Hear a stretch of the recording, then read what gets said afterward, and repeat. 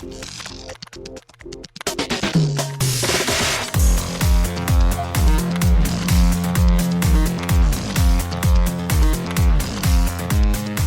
and welcome to Too Fast, Too Forever. There's all kinds of family. We chose this one. This is episode 91, American Graffiti from 1973. I'm Joey Lewandowski. I'm Joe too, and this episode's brought to you by Ford. Sometimes the best ideas don't come from inside a company, but rather spring forth as a reaction to external forces. When Chevrolet brought its two-seat Corvette to the New York Auto Show in 1953, it couldn't have known that it was about to inspire Ford to punch back with one of the most storied nameplates in the Blue Oval's history, the Thunderbird. Oof. Shout out Ford. Shout out Ford indeed. We have a very exciting episode coming up. This is one of your favorite movies. One of my favorites. And one that I had not seen in a very long time. So I was very happy to watch it again, very excited to watch it again. Cool. Once again, without spoiling anything, lots of crossovers between this and other movies we've covered this last. So many. Again, it's just all over the place. Yeah. All food all over the place. But before we get into American Graffiti, Joe, extracurricular activities, what have you been up to since we recorded? And this is a tricky thing. We did a two-episode record, our 2-day record. Yeah. We did a Wednesday-Thursday record, so I guess what have you been up to since Thursday? Oh, I actually have a surprise that I will tell you about that's arriving next Thursday. You kind of know. Dom Toretto's Charger Lego set for Rachel right. is arriving this week. So by the time this episode comes out, we should probably already have it. Very, very cool. Yeah, I ordered from Amazon. There was like some wacky Amazon deal, and I got some discounts on it, and then it was like back ordered, but it's new, and I was like, it's not like they're like making a limited run of it's a Lego set, right? So yeah, it should arrive like Thursday or Friday. So and this episode will come out Friday, right? Very cool. Yes, this comes out Friday. Yes, Friday the 15th. Cool. So I should have it by then. Currently sold out right now on Amazon. Yeah, mine was sold out when I bought it too, and then it was just like, it'll come back in stock though, so then I got like the notification that like it'll ship and get there. Oh, the only other thing that we did that was exciting, we watched the show Upload that the Mikester actually mentioned during the family watch party. Do you remember when he said this? I do, yeah. He told me about it, and I've heard about it too. It is the Parks and Rec kind of in outer space, or Parks and Rec / Black Mirror, sort of. Yeah, I think it has way more of a Parks and Rec kind of vibe than a Black Mirror vibe, I think. Well, I think that kind of has to be the case, because if it's like mostly Black Mirror with a little bit of comedy, it's like, wait, what am I watching? Yeah, it's really wholesome. We found it super enjoyable. It was a fun thing to binge for a weekend. The episodes are only like 20 minutes long, so it's not hard to go through a bunch of them. You know what I mean? And It's like a lot more wholesome comedy, fun stuff than it is sad stuff, even though it's about a digital afterlife, right? Sure, yep. Mm-hmm. Yeah, so it was really cool. So that's what we did. We blew through that. I was happy with it. We're sad that we have to wait another year for another season of it, but it was enjoyable. If you're bored and you want something that's pretty wholesome, this is a show that you could like recommend to your mom. It's not super edgy or dark or anything weird. Yeah, it feels like a TBS kind of show. It's much better than that, I think. So yeah, I have not watched it yet, but I mean to. It's just that there's too much on, and my whole system for doing things is like, oh boy. I wouldn't like put this like super high up on your list for somebody like you that's like watching a ton of TV all the time, because it's not like classic television to watch. But at the same time, like, if you're bored and you just want to binge a show for like a day, it's easy to watch. And yesterday, we recorded a high school slumber party. Both Rachel and I. Whoa, really? Oh, so that makes sense why you guys were tweeting with Brian online. I didn't know if that was something that it was for a future episode or something you were doing yesterday. Recorded yesterday for a future episode of it. It'll come out this month for Cheer Mondays. It was obviously a Lifetime movie, and we had a blast. So in addition to the one that you already did for it with him. Yeah, he asked if Rachel wanted to pick one, and she said her favorite Lifetime movie just happened to be a high school cheerleading Lifetime movie, so it just fit perfectly into it, and I'd never seen it, so we talked about that. You know what I just found out? What? That while we were talking, I was looking to see, because about the Dom's Charger, it's sold out on Amazon. Apparently Best Buy sells it, and my Best Buy has it. Oh, very cool. And I could pick it up in 1 hour at my Best Buy. Maybe you should go put in your order then, bud. Ordering from Lego.com, who knows when that's going to be, but I could have this bad boy tomorrow. Slaps top a microwave. You know how many Lego Technic parts can fit in here? Yeah, I know. It looks really cool, too, so I'm excited for Rachel to get it and build it. Because there's like, it's a Technic set, and do you know like the tiers of Lego? No, I don't. So like Technic is like the more engineering type Lego sets. They're like more true to form. They're like more models. There's no like little guys with the Technic set. So like this one has like a bunch of pieces to like build the motor, which like you probably wouldn't get in a normal Lego set. Also, it's like pretty big too. If you saw it, like it's You not. see, it seems sizable, yeah. Yeah, it's like 15 inches long or something. Like that's no joke. So I'm excited to see how it is when it gets in. So if you want to get one, we could do a side by side build party if you want. Maybe. Yeah, I might. I'm deciding if I want to pick it up in store or they can just ship it to me for free by Tuesday. I think I'll just have it shipped to me. There you go. Working me. I'm not in a rush. Nope. Nothing but time. Place your order. Cool. That's me stimulating the economy. There you go. Yeah. Yeah, but sorry, I didn't mean to interrupt what your because I was just googling Lego coupon codes, and then I found it just on the sidebar. It just said Best Buy Lego Technic. I was just like, oh, yeah, okay, Yeah, cool. do it. That's awesome. Cool. So you'll have one too. So I didn't mean to cut off your high school summer party. So you No. and Rachel did a movie, another Cheer Mondays movie coming out Yes. sometime in the next month or so. Yeah, so I'm excited about it. It was a blast, and we had a really good time. It was just fun. It's always good to talk to Brian and talk about Lifetime movies. Any trash TV updates, or the trash TV was Oh, just it's the we friends that we made along the way?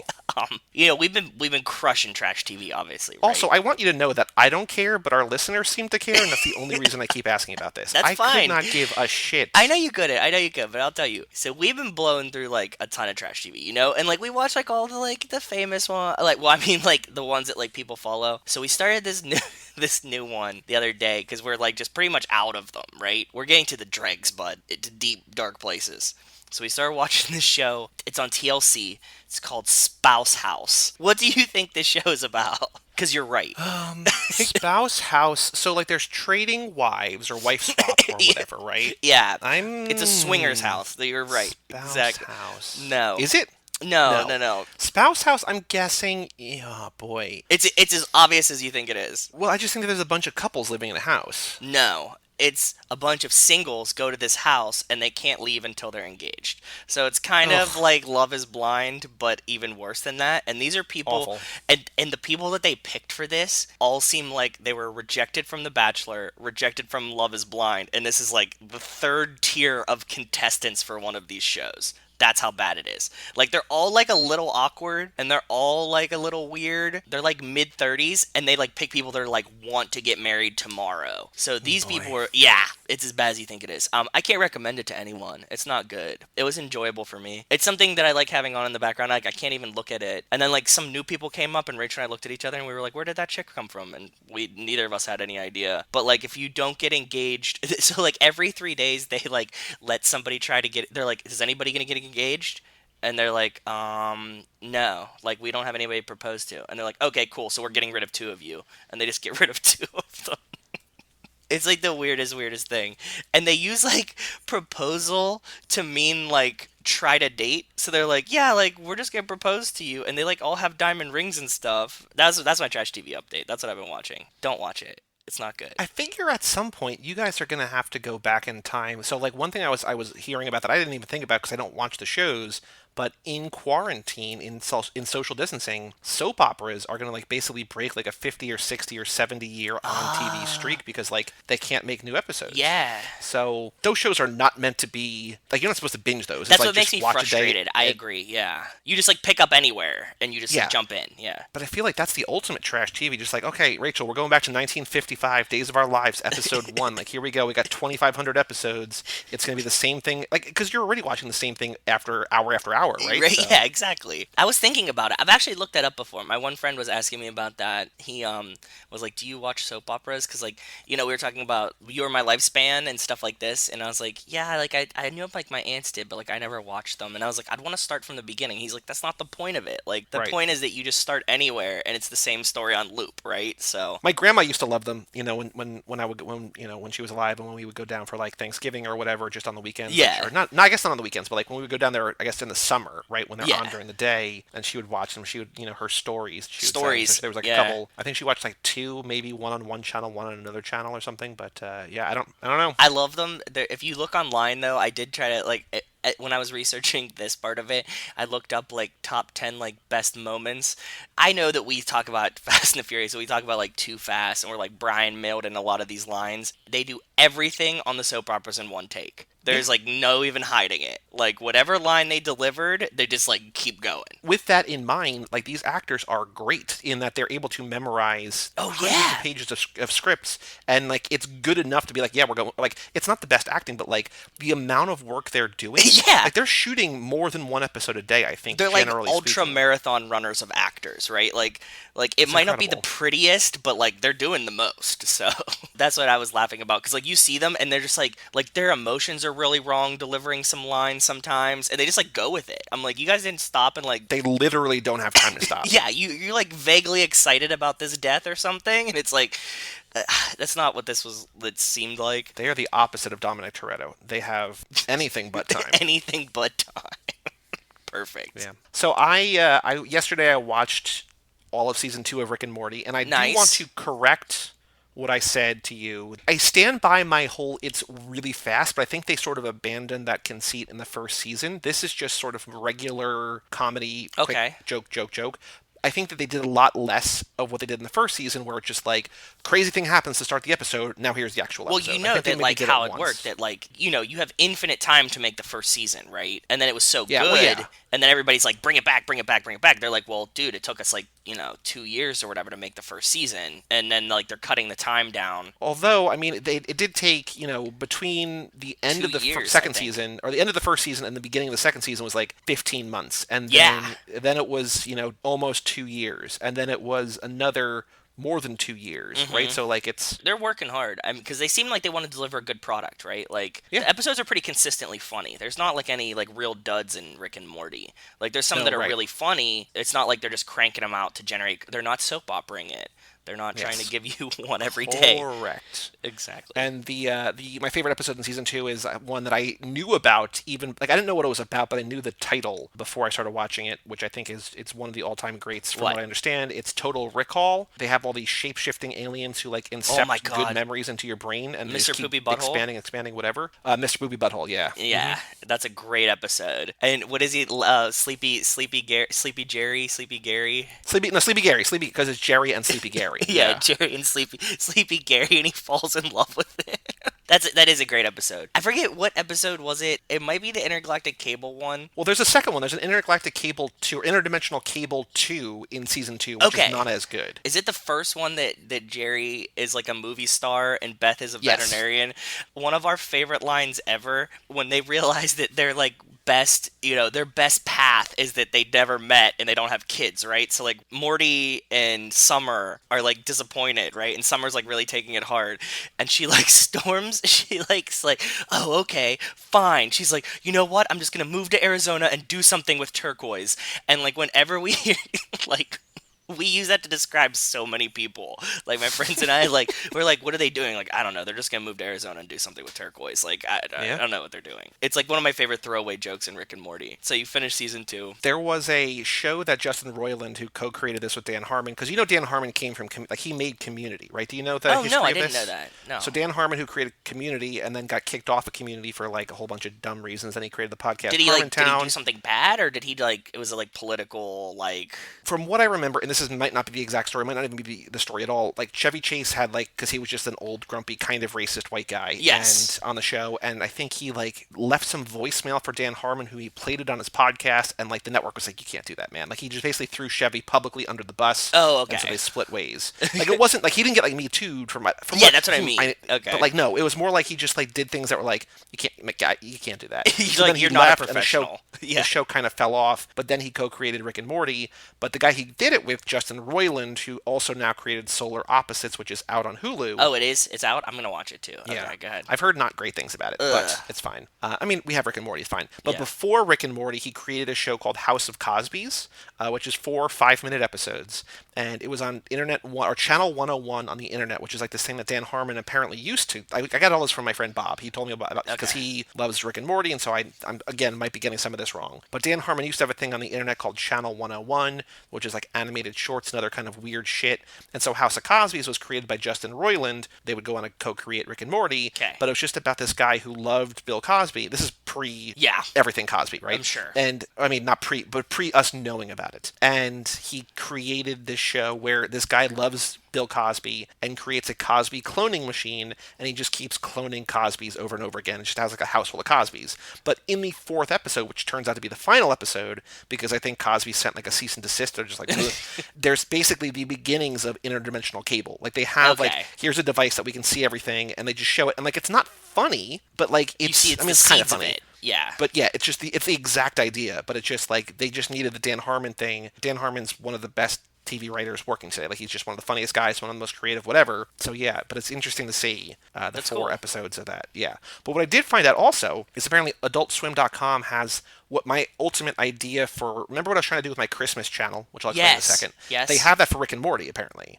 they just Okay. have an ongoing omnipresent stream on adultswim.com where you can just go there and just tune into like a random part of an episode of Rick And and it just Morty and just watch plays. it forever. Perfect. I love that idea. I've been trying to do that for a lot of things. Yeah. My idea, which I still never really quite did, you can sort of kind of place it, but I wanted this idea that like during December, I wanted to basically have a channel, a quote unquote channel, where I could just turn my TV on at any point and be like a Christmas movie or something, like one of my favorite Christmas things. So I took a bunch of my DVDs and I ripped them on my computer and I created these video files and I put them on this player, which is like a Western Digital TV Live, which the device itself was kind of shitty, but like it's not terrible and it let me do this thing. And sometimes it would crash, you had to do whatever, but like I wanted the idea. It's just a playlist that just plays Yes. constantly, and it plays from this thing, and you're just constantly just on loop. Yes. And if you have 50 hours of whatever content on there, Yep. you're only playing a thing every 2 days or whatever. So Right. When I have barbecues and stuff, I have my music outside, but in the living room, I have like 25 or 30 movies that I've ripped to my computer, and it's just them on shuffle, and just, not necessarily family friendly, but things that like you can drop in, drop out of, just like like Fast and the Furious. Fast Five, Jurassic Park, Back to Yes. the Future, like all Yep. these universal things, like things that basically either everybody has seen or you don't have to have seen it. Like a movie like Rad, for instance, you're like, what am I watching? It doesn't And matter. then Yeah. on a different one, on a different TV, like down in my basement by the pool table, I have like every Simpsons ever and every Futurama ever, and now I can add probably every Rick and Morty ever, and just have them on shuffle, and just like because you don't need to watch those in order, you can just Nope. sort of whatever. Exactly. And so I love the idea. Like this is something that I think we talked about on here before.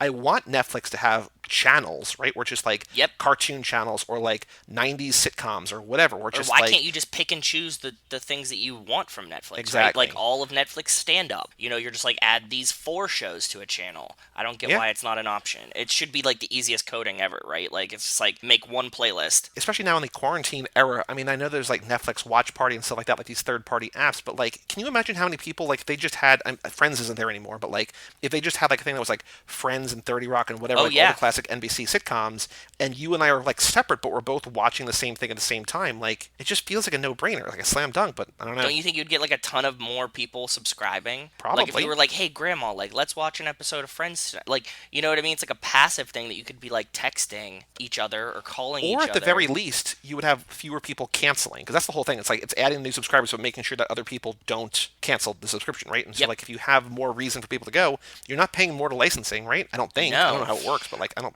Whatever. So that was one, and then the other thing I sent a link to you yesterday is that last night I went to my first live event online. Yes. How was I it? did this thing, Hate Mail. It was great. Cool. So there's apparently a very classic play, which I'm not familiar with, called Love Letters. And it's just two people, I guess, on either side of a stage, basically writing letters back and forth. And so Okay. Hate Mail is a parody of that, co-written by one of the guys behind Mystery Science Theater, but they just wrote this thing called Hate Mail, and it was acted out via Zoom on YouTube by comedian Paul F. Tompkins, who I love, who's from Comedy Bang Bang, he's from Mr. Show, he's from Spontanea Nation, all sorts of stuff. I love him. And Ray Seahorn, who plays Kim Wexler on Better Call Saul. Okay. And so Yeah. it's just the two of them. They did like a 40-minute intro, took a 2-minute intermission, did another 40-minute session, like Act One, Act Two, and it was great. And the best part about it was that when I woke up this morning, I checked because it was just on YouTube. It's like the easiest way. They're just like the easiest way to find it, like on any device, is go to this link, click Watch Later, and then find that playlist on your TV, on your Xbox, whatever. Right. So I did Okay. that, watched it on my TV. Woke up this morning to remove it from that list, and the entire thing was still in its entirety online. Like it's an unlisted link, but I was like, huh. So I just grabbed it off there, and I was like, oh, I could just watch it again. Like, cool. That's very cool. But it was great, and I have another one that I'm doing. So actually, oh wait, no, this comes out Friday. Never mind. By the time this comes out, there will have been a Mr. Show reunion kind of thing with Bob and David, which I guess I'll talk about on the next episode, or maybe not the next episode. When are we doing this?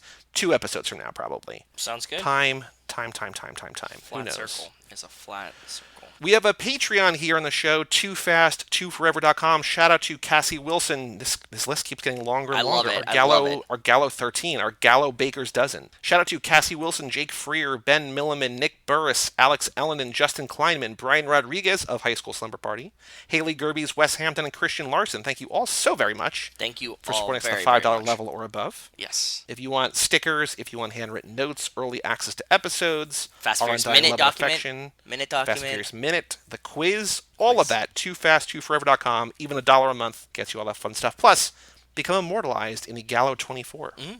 True. We also have an email address here on the show, family@cageclub.me. Joe, we've got 3 emails, one of which is a car picture from Hector, which we're going to save for the future.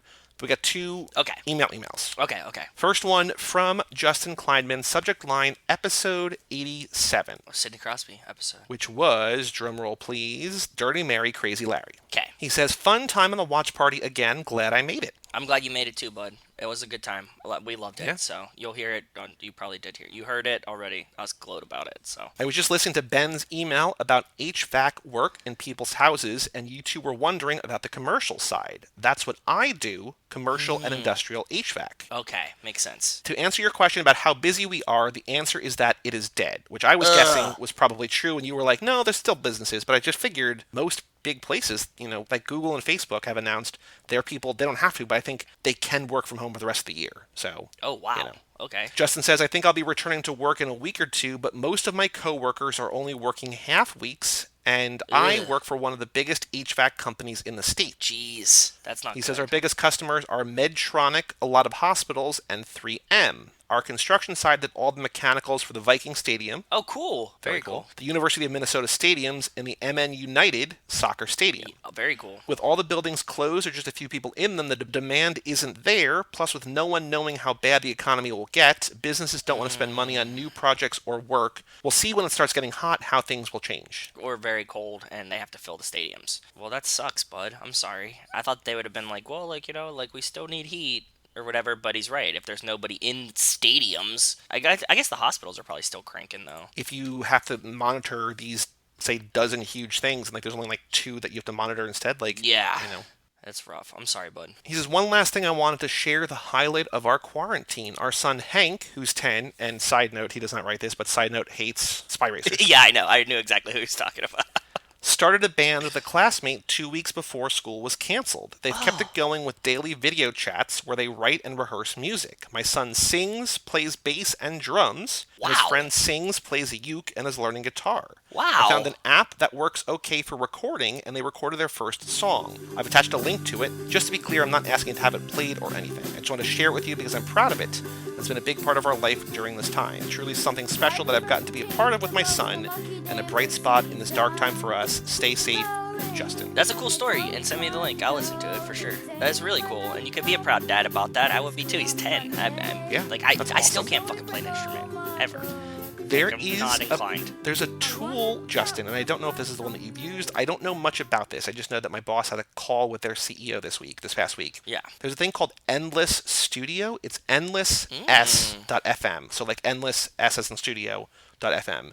And it's collaborative, it's music creation via app. So Oh, cool. I don't know if this is something, I don't know if it incorporates real instruments. I think it does. I don't know if it costs money or not, but my boss was super excited about it. So endless.s.fm, Endless Studio. Check it out. I'll have emailed you this thing because I want to let you know about this too, but very cool. And I will send this link to Joe. That's really awesome. No, I think it's super cool. That's like a fun way for them to be kind of not bored, right? Like it's a healthy distraction for them. I think it'd be kind of tough to be like a kid having to deal with this. If I was younger, it would just be rough, man.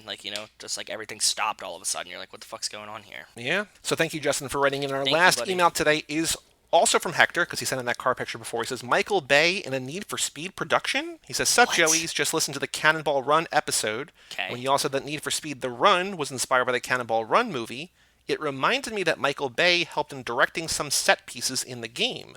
Just want to tell you that. Gotta go. Stay fast. stay furious. That's really cool. I do like that the video game industry has gotten like more cinematic. Mm-hmm. It's become a real medium, right? Like when we were kids, that was like the beginning of cutscenes in a video game. Like I remember the times before cutscenes and after cutscenes. And now you have like Michael Bay directing set pieces in Need for Speed video games. It's like fucking mind-blowing to me. That's crazy. They're big business and they look the part and everything, you know what I mean? So Yeah, yeah. cool. Well, if you want to email in family@cageclub.me, always if you have not sent in your rankings, if you want to send in revised rankings, if you just want to say hi during quarantine, whatever you want, Yeah, let us know. family@cageclub.me. Thank you guys for Joe, writing. on the streets, any Fast and Furious news? I don't think I've seen any Fast and Furious news. No, I've got nothing but Okay. time. Me either. Nothing but time, no news, for sure. Rock the vote. I'm going to search The Rock president, Dwayne Johnson president on Google News, see if anything comes up, see if he is, in fact, running for president. I don't know that he is, but let's see here. So, The Rock president, again, that thing from a couple weeks ago, Jim Ross says The Rock would win, blah, blah, blah. Don't think there's anything here. Then I'm going to search Dwayne Johnson president, still that same story about the Virginia teacher retiring, getting the message from him. Which was super cute, yeah. But no, I don't think. Surprise, surprise. I do not think that The Rock is running for president, Damn. unfortunately. Sad. It'll happen one day. It will. Or it won't. And, I just do. Okay, the best case scenario for me to, not have to do this forever is that he runs and either wins or loses, right? Like, Yes. it's just, if he never runs, this game can never end. Have we said this before? That, like, what if he wins and this, like, we have to, like, address his, like, foreign policy every week? I mean, hey, we'll make it work. We'll have a spin-off podcast. Yeah, I guess. Too Fast, Too Politics. There's probably a better name, but, we'll figure No, it I out. like it. I wouldn't change it. That would be perfect. That's exactly what I would want to name it. Thank you. Cool. All right, Joe, only one more thing that we have to do today before we take a break and talk about American Graffiti. We've got the Fast and the Furious minute 58. A minute I toyed around with a lot of different ideas. Oh. Titles. I was just like, I tried to get poetic I with got it. I was got like, I got the best title. what's your title? A Dom Daddy. Oof, no. I mean, I love it. Come on. I don't think that's quite true to the spirit of this minute. Like this is basically like Bing's fine. Oscar Fine. reel. Like this is his. Fine. You know what I mean? Fine. I just called it Dom's dad. Dom Daddy. Dom's dad. How about Dom's daddy? That's fine. That works. Ugh. I'm not ughing the BDSM of it. It's just the turn. Like no, whatever. I was just going for a Arrested Development joke. That's all I wanted. Yeah, he's a leather daddy. Exactly. Turn. He clipped his bumper and put him into the wall at 120. I watched my dad burn to death. I remembered hearing him scream. The people that were there said that he had died before the tanks blew.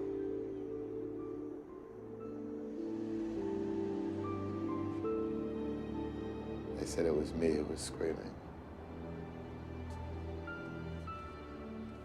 I saw Linder about a week later. I had a wrench. And I hit him. And I didn't intend to keep hitting him, but by the time I was done, I couldn't lift my arms.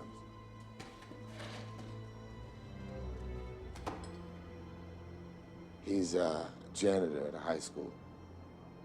Has to take the bus to work every day.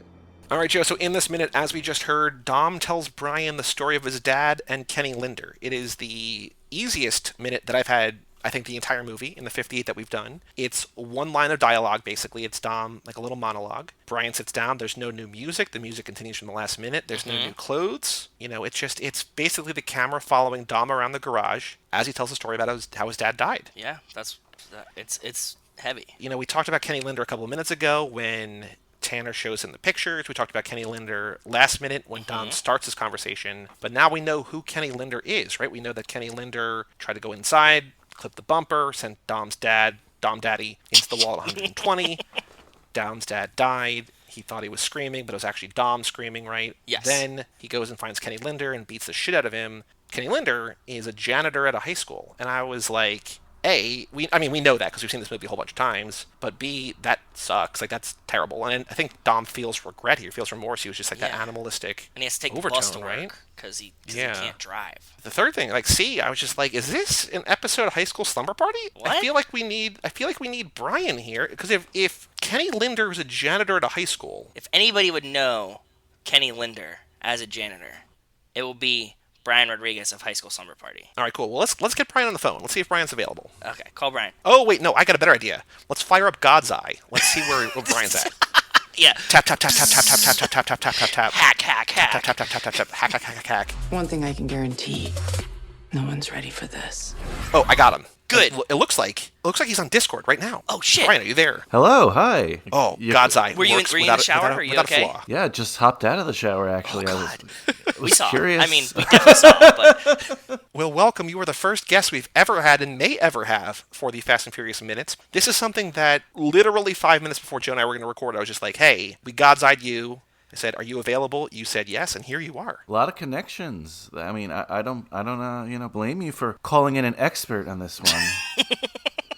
we Well, needed we were it. also talking in the opening segment about how Joe and Rachel recorded another Cheer Monday movie for you, in addition did. to the Cheer Monday movie that I think is going to come out the 18th, which is on Monday, this upcoming Monday. Do we want to tease? I mean, you will have already announced on today's episode. I don't say which ones we do. So, but Brian, if people did their homework, right, and they listen to High School Slumber Party, they already know Monday the 18th. If that's still the plan, what's the movie that you and Joe are doing? You're talking about this upcoming Monday. That is true, though. With these Lifetime movies, I'm not sure like the tease matters so much.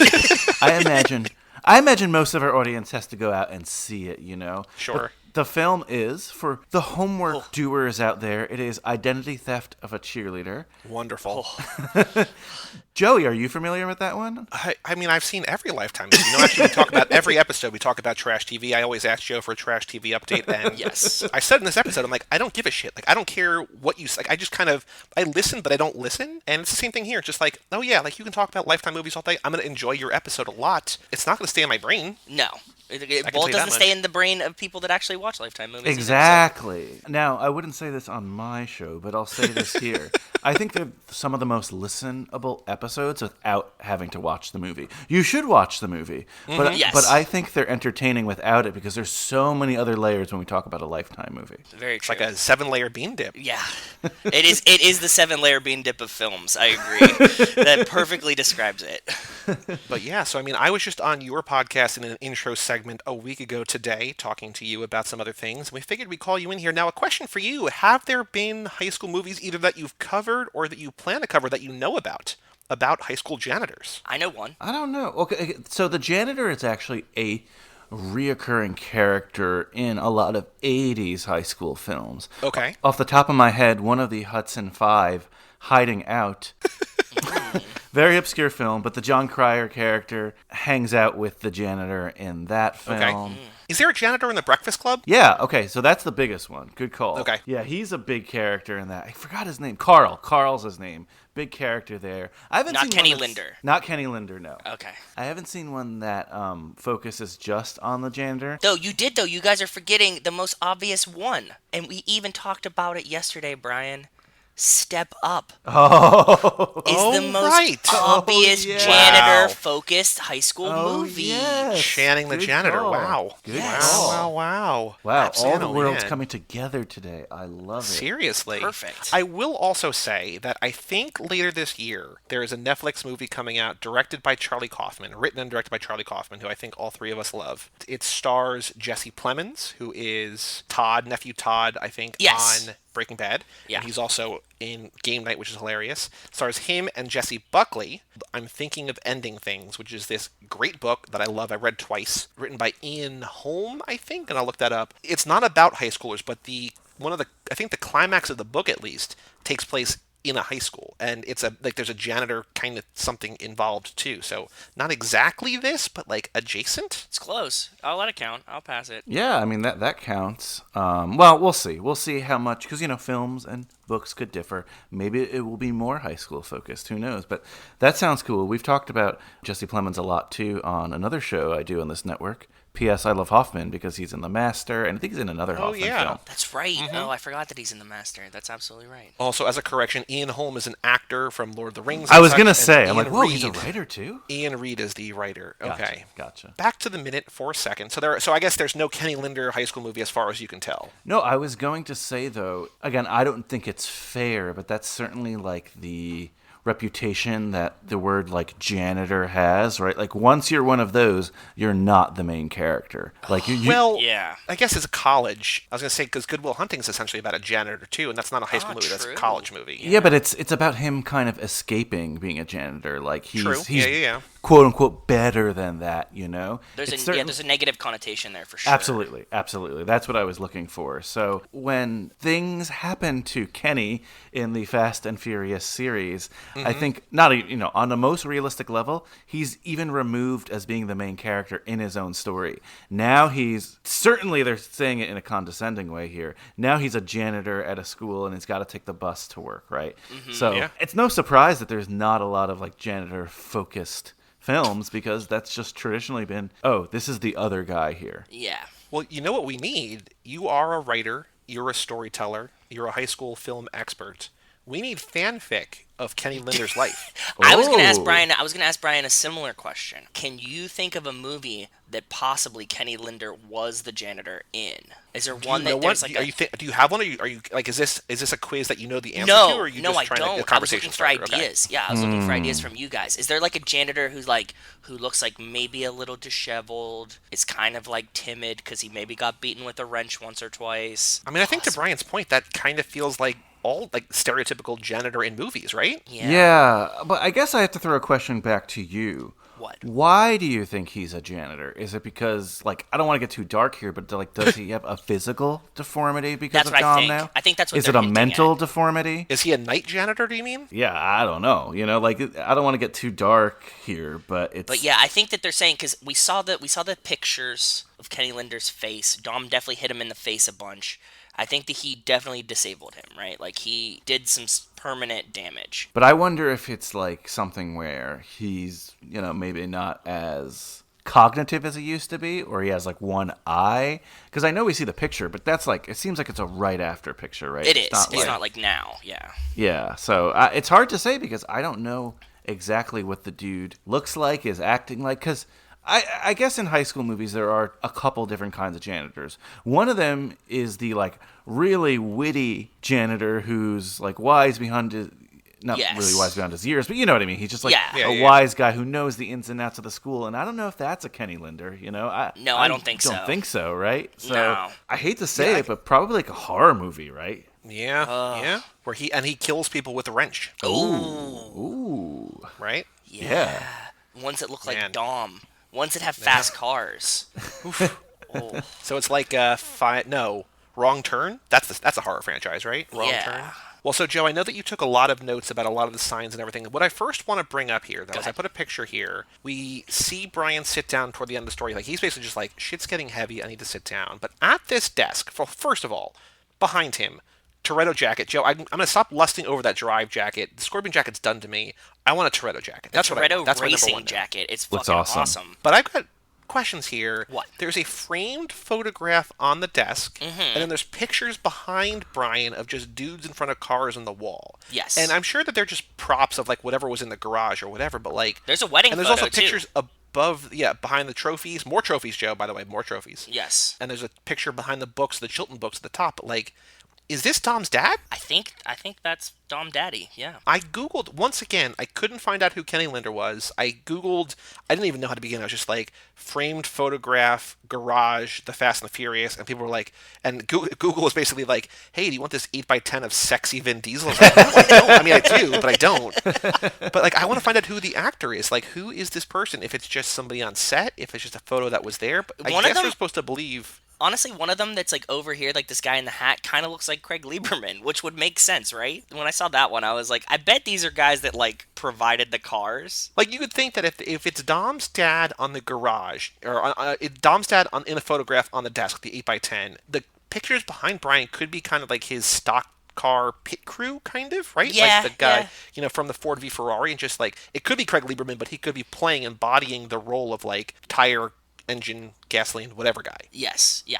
And a lot of the wrench man. photos seem to be of the same guy, right? Like, because they're framed one behind the trophy. Looks like that same guy in the bottom. I'm Yeah, trying it to. does. Clearly, it's supposed to be. He doesn't look that cool, which is a little disappointing, but He's a silent cool. Should we call this minute stunting like my daddy? I like Okay. Dom Daddy so much better, and you keep wanting to change it.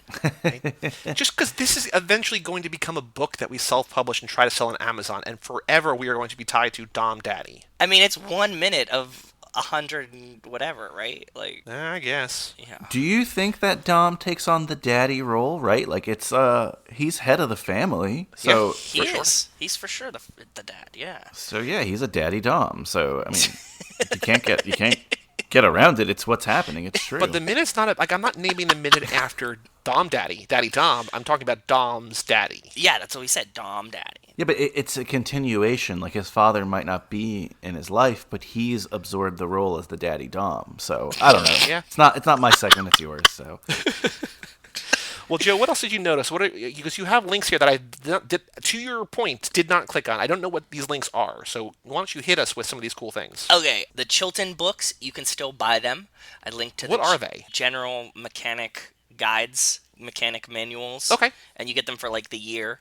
And it's like, this is how to fix shit. When I had to go to the Chevrolet dealer to get my car, whatever service when I got the new car, there's like that woman behind the counter who like has basically the ultimate Chevy book. It's just like, okay, I got a 75 Bel Air.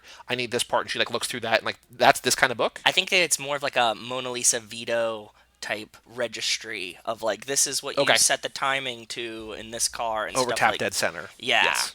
So Okay. I think it's more like that. Are you going to buy this one? It's only $7.75. That's a steal. I know, yeah. That's what I was saying. Apparently, like, they make one, like, every year. And it's free shipping. Yeah. The cooler thing is, and the things that we always get really amped on.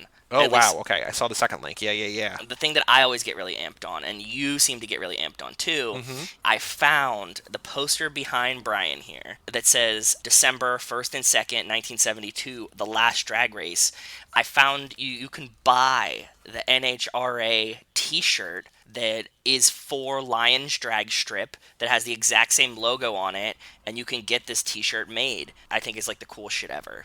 I wish it was black, obviously. It's a white t-shirt that has the same logo as the poster behind Brian, which I think would be Full a really cool. NHRA event, national records. Join in saying goodbye to the, in quotes, beach. Yeah, the beach. So I thought that was really cool. I always like those. And the last thing that I think is cool, I think the toy car behind Brian that we couldn't see last minute is a Challenger.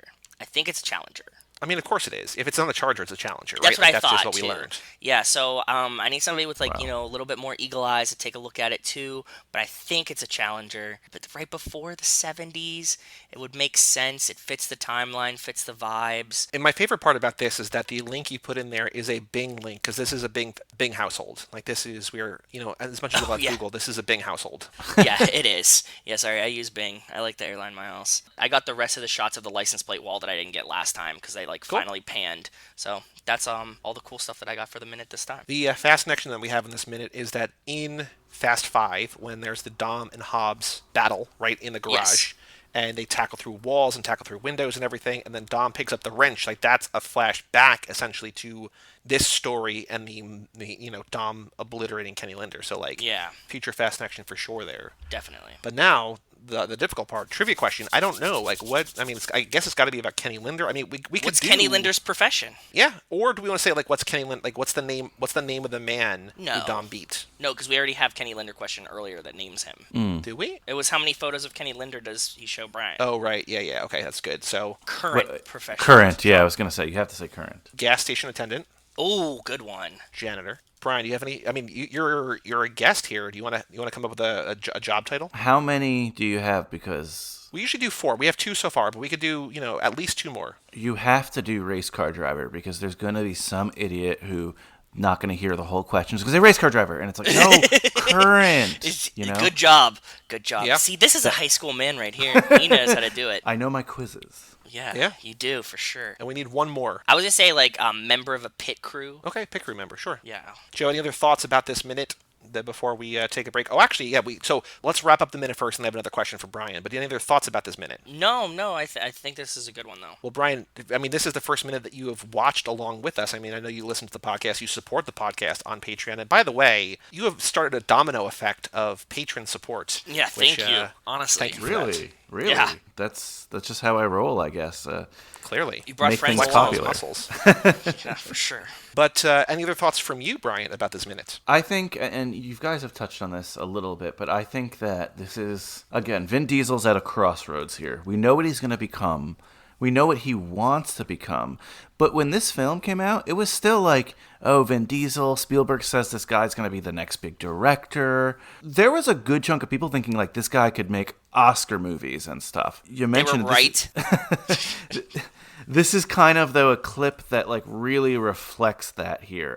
I think he was even thinking it, too, right? Like, when every actor gets a script, and I've been told this by actors, you're always looking in the script. By Hardnacka. Yes, by the John Hardens of the world. But you're always looking at the scene or couple scenes that's going to be, like, cut into your reel. That was what Vin Diesel was thinking here. This was his shot, right? Like, and you need to deliver here. And that'll be, like, the highlight of it. Yeah, like, if you're a lead in a film, you probably get 2 or 3 moments in the movie that you could just nail it, and that's what you're going to, like, show people. I know Vin Diesel probably didn't need that, but I think every actor still has that mindset. Like, what's my real thing here? And I think this is definitely one of the scenes. Makes because sense, I think when I'm thinking of Brian, the moment is not in this movie, but it's in 4. It's the conversation with Mia at that restaurant, like, every day. Like, that whole thing, even though it's not necessarily, like, it's kind of the back and forth, like, that's, in my moment, that's his version of this Dom moment. In this one, we get a very similar moment when he and Dom are at Neptune's Net, too. Yeah. It's coming soon. But, like, that moment when they're sitting down together, they're like, we need to, like, nail this interaction, because, like, this is going to be, like, the shot in the movie. Now, Brian, before we let you go, before we take a break, the movie we're talking about today, it's fitting. Like, you know, Joe, like 3 episodes ago, I was lamenting the fact that we did not put Back to the Future as episode 88, because 80 miles per hour. I was lamenting the fact that episode 88 was not the Burt Reynolds one, was not Smokey and the Bandit, because it would have been a Burt Reynolds week. Yep. Instead, I just did whatever I did, right? Yep. Here, it all works out, because we mentioned for the first time high school in a minute. Yes. And the movie we're talking about today is a high school movie, and not only is it a high school movie, but it's one that Brian and Mike and Chris podcasts, all past and future guests, except maybe Chris might not come back.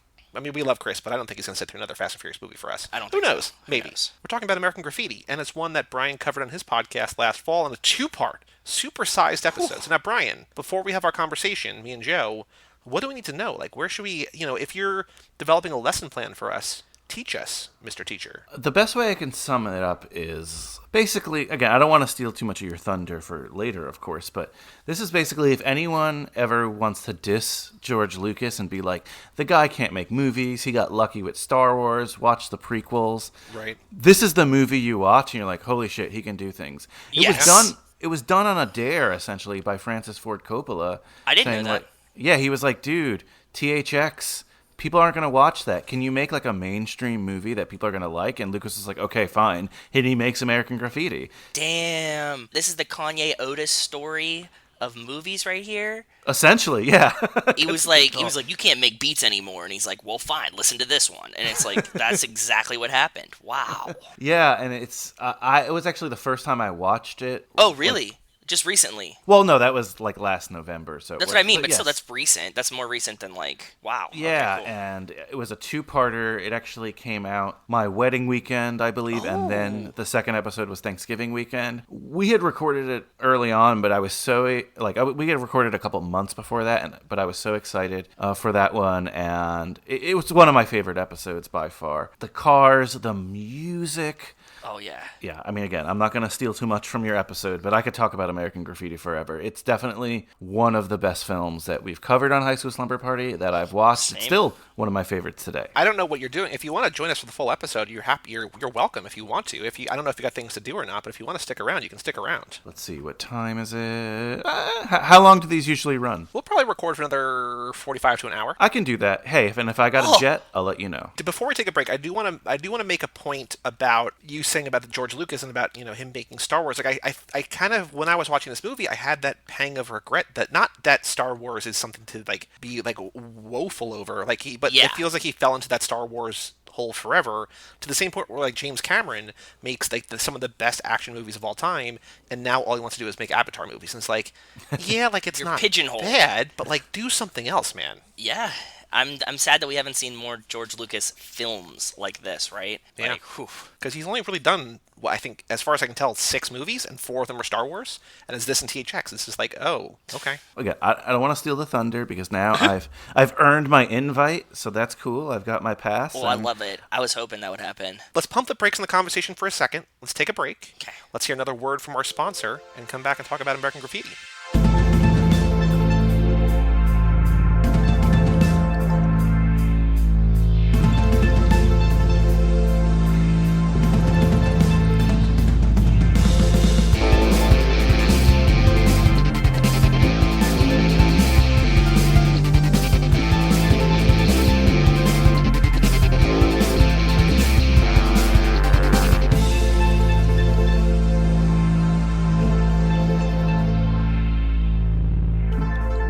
Welcome back to Too Fast, Too Forever. This is episode number 91, American Graffiti. This episode's brought to you by Ford. In 1957, the 229 stuck around yet again to be joined by a 245 horsepower 312, a dual quad version of the same motor that produced between 270 and 285 horsepower, and finally a supercharged 312 that made use of a McCullen-Paxton blower to churn out 300 horses and 340 foot-pounds of torque. Thank you, Ford. Thank you, Ford. Well, we are once again, or not once again, but still joined by Mr. Brian Rodriguez of High School Summer Party. Hello again, Brian. Hi, I'm glad to be here. We never had a guest in the intro. We never had a guest from the minute. This is a whole new thing. Jeez. Man, oh man. I like it, though. I'm happy. Record setting. But I think it's important because I know that you've done a lot of literature, a lot of scholarship, a lot of reading about this movie for your podcast, and I got through the IMDb trivia, but I'm sure there's things that I haven't read that I don't know about that I would love to hear your take on. But first, like, Joe, if you want to hit the listeners with people, like, I think this is a very approachable, like we were talking to Wes before we started recording. Yes. This is a very approachable, very enjoyable, probably the best movie that we've covered this lap. But if people have not seen American Graffiti yet and they want to, please let them know what this movie's all about. This is awesome, and this really harps on a note that you, of types of films that you like. I think that this is adjacent or very close to a coming-of-age film. Sure. It's about the last night in your hometown before you go off to college. And it's confronting the feelings of leaving high school behind and, starting a new life and that journey at that age. It's set in 62. Like Brian was saying earlier, man, I think George Lucas fucking nails it with this one. So, yeah, it's just a great movie. It's one of my favorites of all time.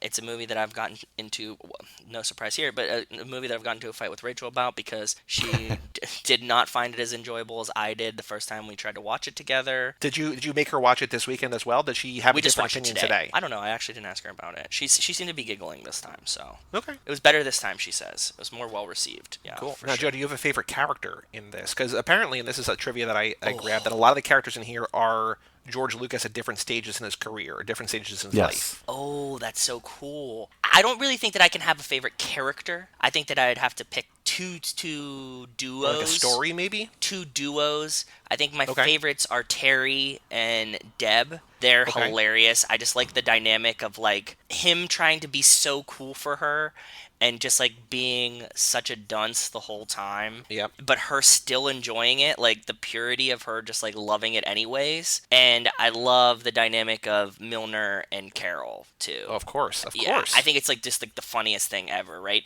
Because he's, like, as much as he trying to play, like, this cool macho guy, he's just, like, a big softie. And you see that come through. Those are my 2 favorite. Like, I can't pick, like, a singular character for this. Like, it has to be, like, those 2 those 2 parallel stories are my favorite ones. Now, Brian, I'd love to hear your answer to this question, but I also want to get your take on this episode, or this time watching. Carol reminded me a lot of Pamela Adlon's character in Grease, just like kind of the much younger character than everybody else, and just the similar kind of, like, precocious, wise beyond her years. Like, you kind of want to hate her, but you're like, how can you hate this girl? In this genre, this is a very common trope, and I love it every time. Just like the wise beyond their years little girl.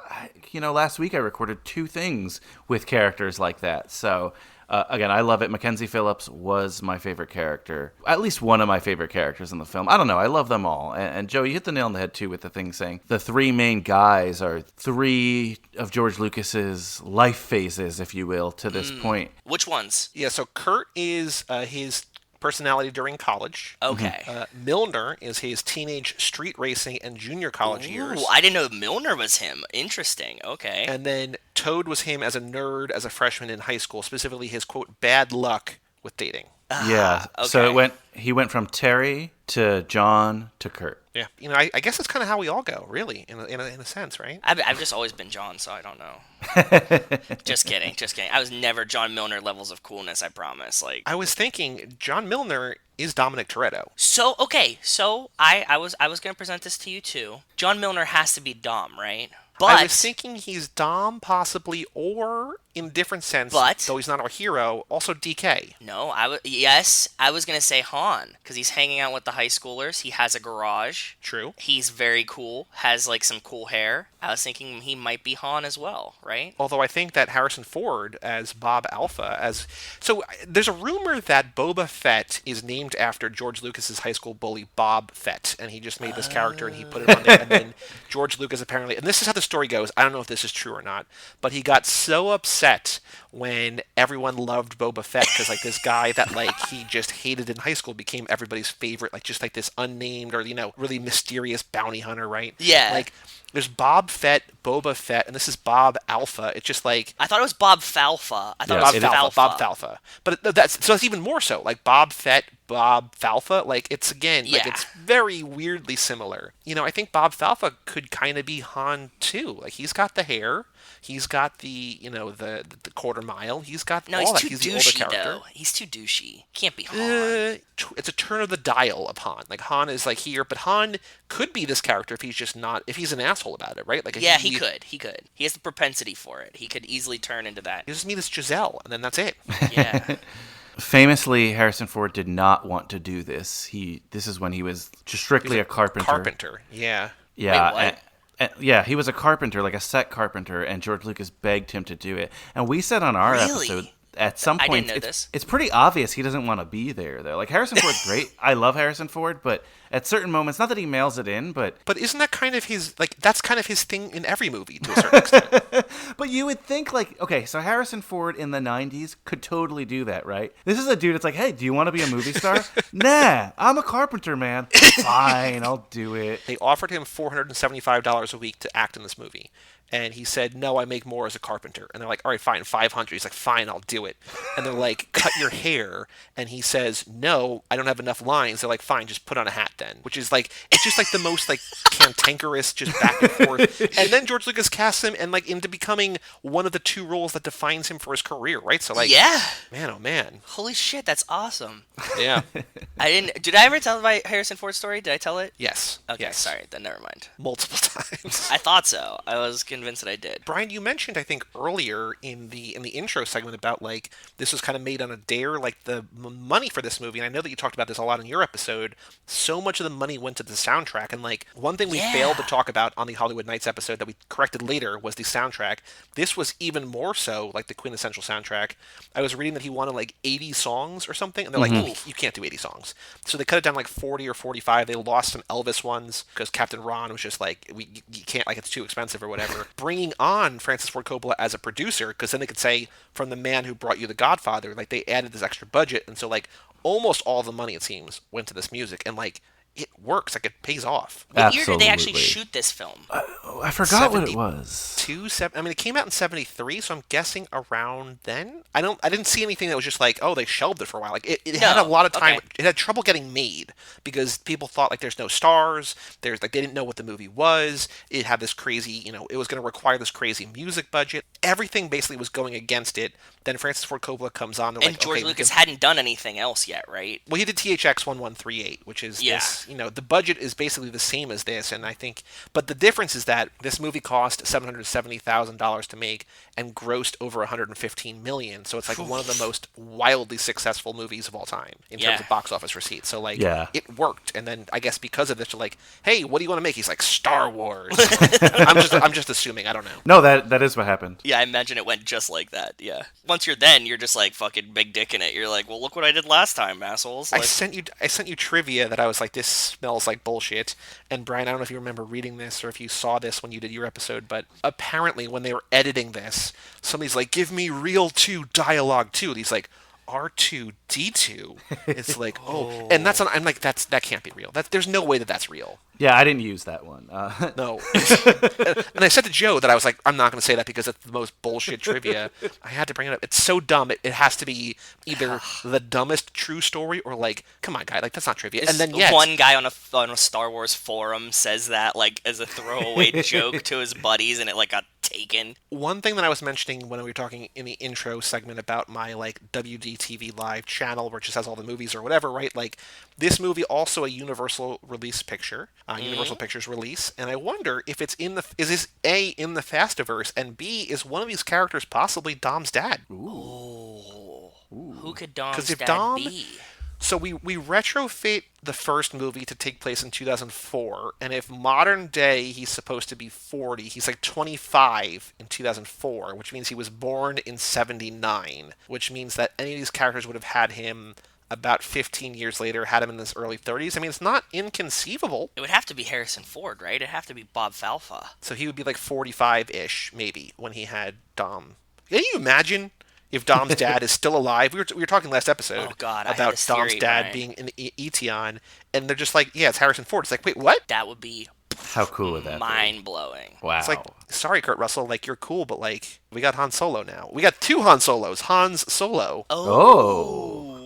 It has to be. Very cool. It seems like Harrison Ford's a logical addition, right? Right? It kind of clicks too well. I like my brain's trying to figure it, like to find the like the loophole in this now. But I'm like, yeah, he's somebody that could like really come in and be like, okay, over the top. He doesn't need to be in it for a long time, but you would be like, holy fuck, they got Harrison Ford to be in this thing? Yeah. Like, you'd be like, holy shit. Like, that would be the huge reveal. While we're on the subject, kind of Stuntman Mike and Kurt Russell, another thing that Tarantino, I'm sure, lifted from this movie. Do you know what I'm talking about, Joe? What do you think he lifted from this movie now? Milner gets a ticket from the cop, and he gives it to Carol, and he says, file that under CS. Chicken shit is what it is. Yeah. And he's like, I got a book, and I'm going to have to file you under chicken shit. It's the same thing. It's the same thing. Right. Yeah, and of course Tarantino was fapping to this movie too, right? Like, like this is like right up his alley. So yeah. This has some great quotables in it. Yeah, Harrison Ford, but John Milner delivers all the very Dom lines in this, right? He's like, if he can't find me, then he ain't worth racing and stuff like that. Like, all of these are just like John Milner classics. Maybe Harrison Ford's his real dad, but John Milner adopts him because he's a sweetheart and he's raised by John Milner, but he has the temper of Harrison Ford. You know, I am also very glad. I mean, I love all that, but I'm also very glad that we have Brian here because he made a very good joke on Twitter when I put. So I've joked about on here a lot. What? About how I have hair blindness. Yes. When I see a character and I'm like, I can't, like, if they change a haircut radically, I'm just like, I don't see it as the same actor, right? Yes. Blonde Natalie Portman, I'm with you, brother. Brian, do you know that story? No. So we were watching Song to Song for Boyfriend Material, and Joe's like, yo, who's this girl? She looks like blonde Natalie Portman. I was like, it's Natalie Portman. It's Natalie. In all my notes, I was like, okay, blonde Natalie Portman does this now. And I thought that was my nickname for her, but no, it was literally a blonde Natalie Portman. Like, yeah, it's when I know an actor, I can see them, but like when I don't really, like, I've only seen them in a couple things. So like here, I knew that Richard Dreyfuss was in this movie. I see him in the credits, and I'm like, I don't know, because I know him as Hooper from Jaws. Everybody knows him as Hooper from Jaws, right? Yeah. And I'm like, okay. I'm like, I don't see him in this movie. I'm like, where is Richard Dreyfuss? And I Google him, and I'm like, no way. Did you really not recognize him? Wow. No. Jeez. Because then, beard blindness, because then I look, and I Google image Richard Dreyfuss, American Graffiti. I'm like, okay. And then I Google image Richard Dreyfuss Jaws, and I was like, right, that's what I thought. And then side by side, you can see it, but it's also like, what is happening? So I put it on Twitter. It's so obviously him, though.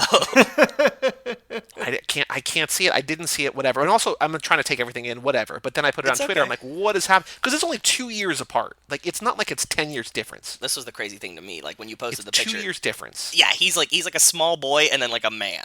Because I sent them to Mike, too. And I was like, I know I have hair blindness, but like beard blindness? And he's like, yeah, but they were like 10 years apart. I was like, no, man, they were 2 years apart. He's like, what? So Mike was on my side there. Because he gives me shit for it a lot of the time. But like, he's like, no. So I put him on Twitter. And Brian says, Brian, what did you say on Twitter? I don't repeat my jokes. Come on, quote me. Fine. I don't say. I don't have Brian Twitter said, "Why are you sharing my personal photos?" And then quote tweeted and just said, "Brian before quarantine, Brian after quarantine." I've been compared to Richard Dreyfuss in the past, both in my acting skills and in my looks. So. No. Can you imagine, though, speaking of Richard Dreyfuss, like going from this in 73 to Jaws in 75 to Close Encounters in 77? It's like, whoa. Insane, Whoa. insane. Also, amazing decade. Richard Dreyfuss was a guy who his name was on directors' like lips in the late 60s, but he couldn't land the big role. Ugh. He famously was like second or third place for The Graduate and a couple other films. Yeah, when he got this, and I think it was open casting for this or something like that, he had a great 70s. I mean, he was passed around among friends, right? Like Lucas Yeah. and Spielberg Yeah, and yeah, all yeah. that. So I like Richard Dreyfuss in this era specifically. But do too, You're, yeah. you're right. He does look, for me, like he looks similar, but he is a chameleon in a sense of those are three really kind of different characters, and I love it. Because I'm looking right now on his IMDb, and like he's in huge movies. Like he's in Valley of the Dolls and The Graduate, both in '67, but he's in uncredited roles. And just Yeah. like, oh, like he's in huge movies, just way in the background, right? And then Yeah, American man. Graffiti, and then he gets to Jaws, and then he gets to Close Encounters, and then he just goes somewhere. He's in Stand By Me. Like he's in all these different movies, but like the three movies over the 5-year stretch, it's like, whoo boy, like wow. I think this was a Mike Manzi fact, but Dustin Hoffman's roommates growing up in the acting biz were Gene Hackman and Robert Duvall, and I believe Richard Dreyfuss lived in the same building, or they were all friends is the point. So that's why like Richard Dreyfuss would still like get these uncredited roles in these kind of films because his friends were Yeah. making big movies. That's so crazy. It always has to be kind of serendipitous like this, right? Like, What we learned from doing Cruise Club and stuff is that basically for every movie that Cruise got in the 80s, Nicolas Cage and Charlie Sheen were both up for the part. And it's just like there's the same, same probably 5-10 guys who all go on to become huge actors, just up for every part at the same time. And so I would imagine if you see these people at like every audition, especially like in the Outsiders-ish era, right? Like they all just kind of become friends to a certain degree, and they're like, hey, like we're competing, but we're in this together, just like High School Musical taught yeah, us. like you're here again. You would, you know what I mean? Like you would eventually just be like, "What's up, man? Like I see you Yeah. everywhere." And then like you're at the same parties, I'm sure, just always running into each other. So One thing I made note of very early on is that when Richie Cunningham is giving Toad his car and he says only use 30 weight oil, I was like, ooh, we can't waterboard a guy with that. Like, that's not going to fly. you need 40 weight only, dirty oil. 40 weight, maybe 50 weight, but 40 weight should do. But yeah, Yeah. 30 weight, nope. Definitely not. Definitely. I like a thing that I had never thought of. Like it's not like I don't think about weights of oil, and then we have Well, that now you conversation. do. Now it's just in my brain. Lance would not approve. No. There's also there's a line in this movie that I think the Fast and Furious kind of directly not ripped. Stole. don't I say got it. ripped. Can I do it? Go for it. It's when they pull up next to each other, and he says, "What you got in there?" And he looks at him and goes, "More than you can handle." Ferrari. Yeah, basically it's It's just the it's exact verbatim same like Ferrari. line. I was thinking the exact same thing when you said this. Yeah, that's a great one, and I think that they definitely lifted that. I'm sure that Rob Cohen was watching this film at some point too. You know Sure. what I mean? Like these are ones that aren't hidden. Everybody's gonna kind of do an homage to this, I'm sure. Oh, one other connection I want to point out in terms of Milner and Dom is that he's also got the white undershirt on. Like the iconic Dom look, I think, is that white undershirt, right? And he's got that here. Yeah, And I love the fashion in this movie. Oh yeah, no, it's great. I've been arguing with myself whether I should burst your bubble on the Dom thing and What? Milner being his dad. But if you recall, in the end credits, wait, hold on, Brian Earl Milner. Yeah, that's what I said last time. Okay, Brian, I know what you're going to get to, but say that, and then I'm going to have I have a counter argument for you. So it says that he's dead, John Milner. That he Do we died. see a body? Good call. I say that a lot. No, the we don't see a Fastiverse, body. baby. However, I wasn't going to bring this up now either. I don't know. Have either of you guys seen the really bad sequel to American Graffiti? Oh no, Or American Graffiti? No, I have not. No.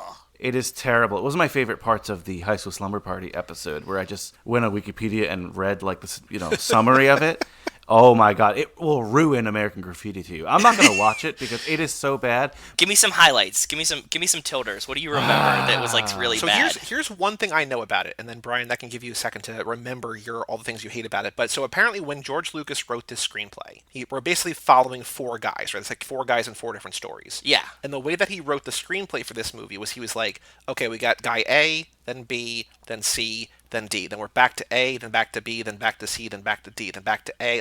And every Okay. 4th scene, we would follow the same guy. So it's like this whole like rigid structure. Structurally, I think makes sense. But then when you're shooting a movie, they're like, well, this scene doesn't work, this scene doesn't play, we've got to really move this here, we got to cut this one out, and he kind of loses that.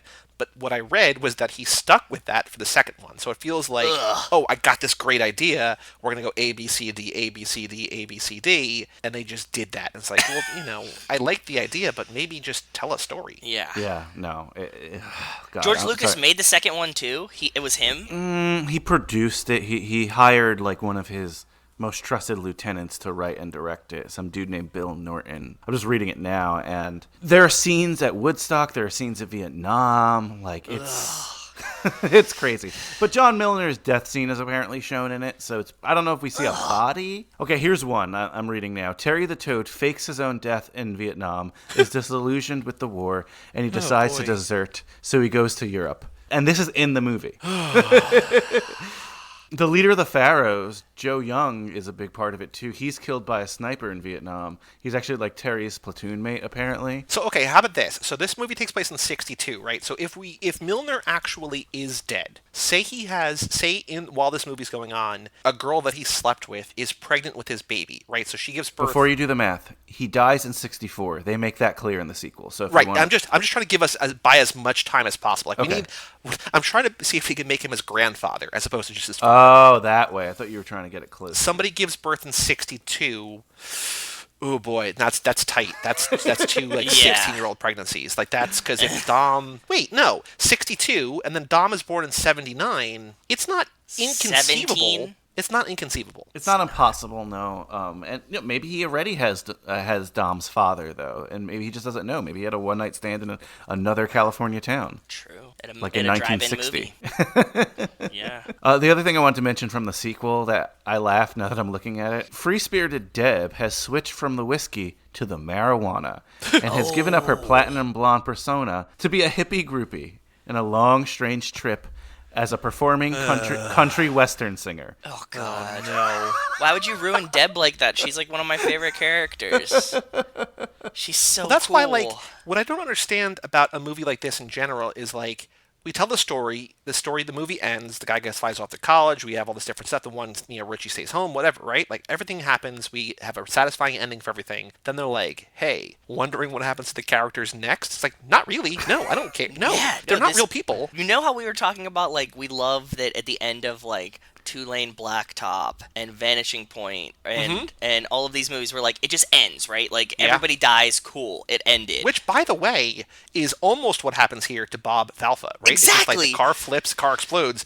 If this is Bob Falfa's story, that's the end of the movie, right? It's just like, oh, dead, right? But he's not dead, but like it could have been. It could have been, and we're like, oh, it's so refreshing to watch these old movies and them not to worry about making a sequel. To know that they made a sequel of this movie when it like ended like so perfectly is like, what the fuck were you guys thinking? Yeah, man. You know what I was feeling a little nostalgic for as I was watching this movie, and Brian What's that? just brought him up. You know what I miss? Small-time criminals. I miss the good old-fashioned street gangs with matching jackets. Oh, yeah. For the cage club, for the septub, what I don't even know we have, like the brackets that we're doing. Yeah. Anyway, we have the category in the comedies, small time crooks, and that is the number one seed. There is My Cousin Vinny. Like we kind of had something adjacent where it's just like he's dealing with kind of like low level sort of punks and thugs and stuff like that. Like it's not exactly what you're looking for, but it's similar. It's on the same the same vein. Yeah, and I was thinking like, man, like this is fun, and the Pharaohs are very reminiscent of like. I can imagine that Dom was doing something along the lines of the Pharaohs right before the first movie came out, right? Like before he starts stealing DVD players, he's like,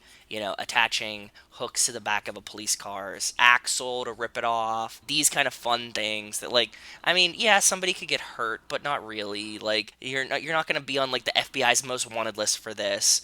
And I was just like, man, I really miss that. We're currently having a crackdown in New Haven. I like New Haven because I like lots of minor crimes that happen there. It's always, I think, I argue that it's always good for a city to have a lot of minor crime. Just, keeps it feeling real, keeps people on their toes a little bit. And they're currently having a crackdown where, like, we have, like, all of these, like, teenage gangs of kids that just ride dirt bikes through the street, like, unlicensed. And they do this, like, all day, like, even near work and stuff. Like, you'll just hear them, like, all zip by. And they, like, started impounding the bikes. And I'm like, why are you ruining, like, their fun? Like, this is what keeps a city great right here. Like, you need this for it to exist, and they just want So you're saying make New Haven great again? Actually, I had a no.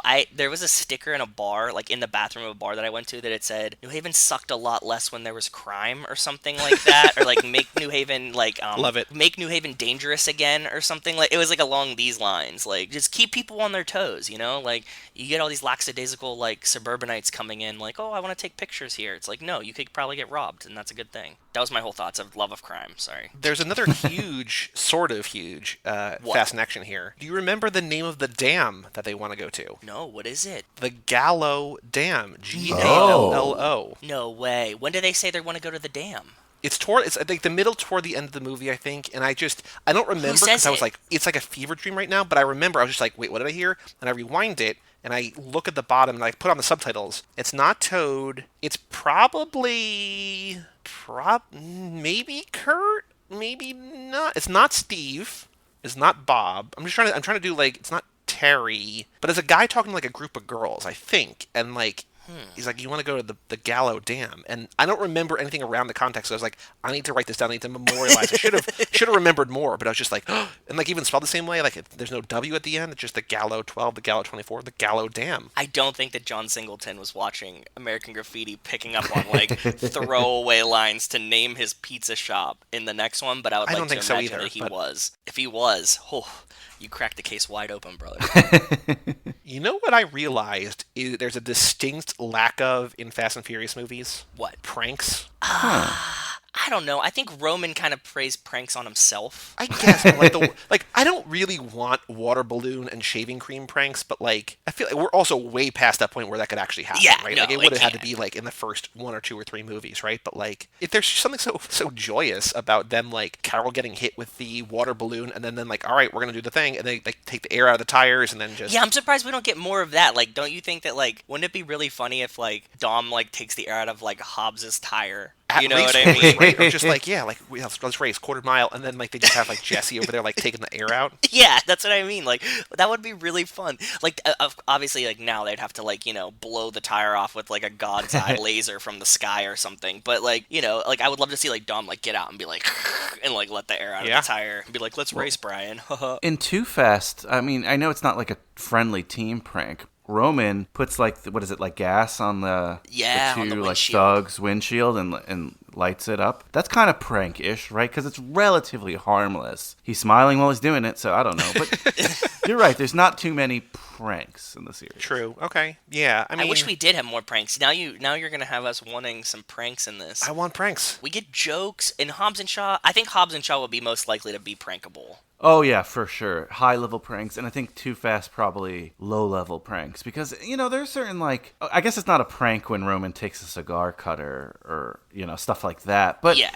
they're little pranky, right? Like He's they're adjacent. He's just too much of a criminal, but I get it. There's room in Tokyo Drift for pranks too. Oh, There's true, just not true. pranks. Oh yeah, so True. many pranks. They could have made Sean eat all kinds of weird foods that he didn't know what it was. Like, damn. I have a question, and I'm glad that Brian's here just because there's another person who might be able to answer this. And I'm trying to think, and I can't remember what this is from, but in this movie, they attach the chain or whatever to the back axle of the cop car, right? And then they speed by, and the cops go after, and they just pull the tires off, right? Like it just pulls the entire rips the axle axle, off. yeah. There's another movie or a TV show, and I don't know what it is, and I was like, maybe Breaking Bad, but it doesn't feel right. Where they do that same thing. Like there's people in a diner, and there's like a biker gang outside. Do you know what I'm talking about or no? And there's I do. It sounds so familiar. And when I saw it, I was like, "Oh, we've seen this before," but I can't place where it is either. And like it's something I've seen more than once because I remember seeing that scene more than once, and I can't. So like it's not a huge list of things it could possibly be. It's not a Fast and Furious movie. And there's like 2 guys I think inside the diner, and they're like looking outside, and there's cops there, and they know the cops are going to be safe or whatever. Is Then it they tie the thing. Sopranos? It does sound familiar. But I've only seen The Sopranos once, so I don't know that it would be that burned into my brain. If you know what I'm talking about, Family, Club.me, like it's something I can't remember what it is though, but like it was driving me crazy and still driving me crazy. Yeah, I can see it too. Like diner, inside the diner. I can't remember it. And then they tie it to like a semi truck, I think. Yeah. Fuck, what is it? God damn it! I I don't know. don't know either. I don't know. Is Get Your Ass in Gear anything in the Fastiverse or no? Because Wolfman says that in this movie, and I was like, is that familiar? Is that from something we've seen? I don't think so. I think it's just a general term, but I do Okay. like the car adjacent phrasings. I like a lot of their phrasing in this. I like that everything's bitchin'. That's pretty cool. The bitchinest. Bitchinest girl. You've got the bitchinest car in the valley, and I was like, does this guy look like he drag races in the valley? Yeah. My last fast action that I want to hear all ears, Joe, is that at the end, when there is the drag race, right, between Milner and Bob Falfa, Yeah. and Lori's in the car with Bob, just like we railed about when we had the family watch party for Tokyo Drift, it's like, why are you, like, I'm not saying this derogatorily, but, like, why are you carrying extra weight in your car when, like, it's all about speed? Yeah, especially, like, back then when these cars are heavy. Yeah. And they're not, like, and he already kind of raced them once and it was close. So, like, wouldn't you try to drop the girl off? John obviously does it. Like, well, Right. he's doing it for her safety, but also, like, weight reduction, right? Like, Or just like, hey, get out of the car, stand on the side of the road. And also, you know, the why car, is she I guess, so defiant and want to be in the car is what I don't understand. If you were like, okay, like, she even says, like, okay, I'm going to get out of the car. And he's like, no, you're not allowed to leave when I'm, like, racing. well, because she's pissed at Steve because he's like, you know, we should see other people. Like, her whole night is just, like, fucked up because her boyfriend's a piece of shit. No, right? no, Like, that's it's just- fine. But still, you'd be like, I don't want to be in the car while you're racing. That doesn't Yeah. determine anything about their relationship or anything, I right? think there's the convenience of that where, like, it has to be, like, she could see the car flip and be like, oh, I had a near-death experience, but I think she has to be in the car to, like, get the two of them Story-wise. back together by the end, right? Yes, I agree. But I'm saying, like, in reality, Sure. like, logical reality, like, why would you not be like, the fuck I'm being going to be in this car when you're racing it? Like, I'm just getting out. Here's the door. I, like, left. But I mean, it's the beginning of Tokyo Drift, right? And they still did the same thing, right? Where Zachary Ty Bryan's girlfriend, Nikki Griffin's in the car, too, so... Doesn't make any sense to me. These girls, they just want to put themselves in danger.